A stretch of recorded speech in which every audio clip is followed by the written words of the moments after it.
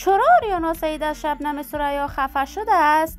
آریانا سعید کجاست و دلیل برگشت وی از امریکا به طور عاجل چی بوده است؟ شبنم ثریا چرا با آریانا سعید این خیانت بزرگ را انجام داده است؟ ما در این ویدیو پیرامون همین موضوعات خواهیم پرداخت، پس در ادامه با ما باشید.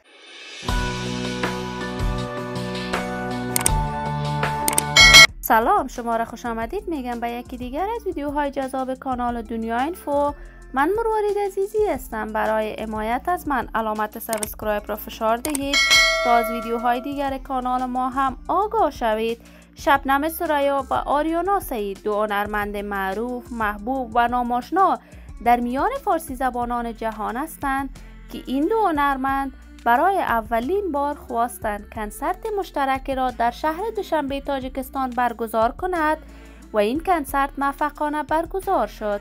بعد از نشر آهنگ‌های این کنسرت در میان مردم افغانستان و تاجیکستان شهره شد و آهنگ دوگانه آریانا سعید با شبنم ثریا در مدت 10 روز بیشتر از 30 میلیون بار بازدید در یوتیوب را از آن خود کرد. آریانا سعید در این کنسرت چندین آهنگ جدید از خود اجرا کرد و آهنگ‌های جدیدش هم در میان مردم افغانستان آوازه شد. آریانا سعید بعد از ختم این کنسرت در کشور امریکا با جمع کثیری از هنرمندان افغان و تاجیک کنسرت دیگری را برگزار کرد و در این کنسرت هم چندین آهنگ جدید اجرا کرد.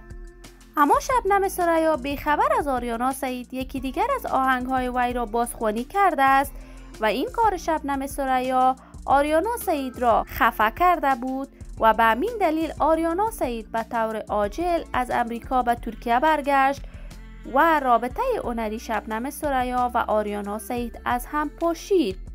این را همه می‌دانند که مردم تاجیکستان همیشه آهنگ‌های افغانی را بازخوانی می‌کند بدون آنکه از صاحب آن آهنگ اجازه بگیرد، ولی به هر صورت ما دوستی میان هنرمندان افغان و تاجیکستان را پایدار می‌دانیم و آرزو داریم دوباره رابطه هنری آریانا سعید با شبنم ثریا درست شود.